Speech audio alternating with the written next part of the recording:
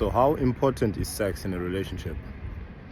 Well, the truth is, it's probably one of the most important things in a relationship, and also responsible for keeping most relationships healthy.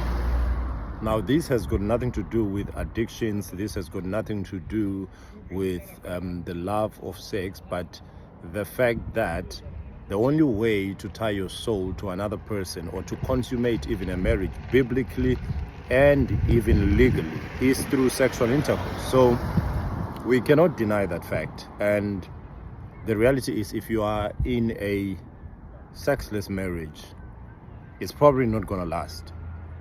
If it will last, it's because you are sustaining it with your own energy. Now, there's a lot of things that you can engage in to rekindle the spark in your relationship, and it has to be done. There's no two ways about it. There's no other way around it. It has to be done. If you do not invest in doing that, I'm telling you now, your relationship will end, and it will end abruptly. But yet all the signs were there. One of the biggest signs that you are in trouble is that you are no longer intimate with each other. Now, like I said, it's got nothing to do with addictions. It's got nothing to do with anything else but the fact that when two people are married, that is considered the glue to that marriage. So there is no other way of getting around it. There's nothing you can do. You can't avoid it. You can't go around it. And sadly, there's nothing you can replace it with. It does not matter how much love you give. If the sex is not there, the relationship is in trouble. Like I said, these are facts.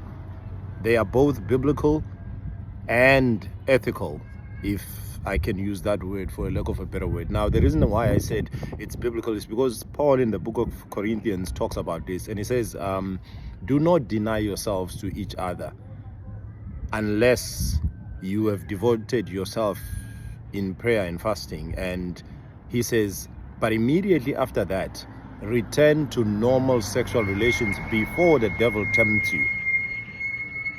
So some of your relationships are in trouble because of the lack of sex.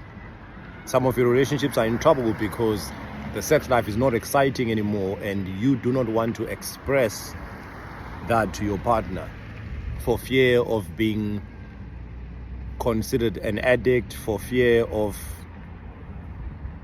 I don't know, suspicion that you found someone else. Listen, these are nonsense conversations. The reality is, it's not normal to not be having it as frequently as possible if you are married. So if you are in such a marriage, then I promise you now, the only two ways this thing ends is that one will cheat on the other, or it will break you apart. Because it's not normal to be married and not be sexually active. Do not be fooled.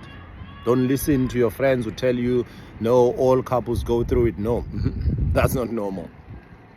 It's you and your partner. The Bible says, my people are destroyed because they lack knowledge. So it's ignorance that will be the end of you.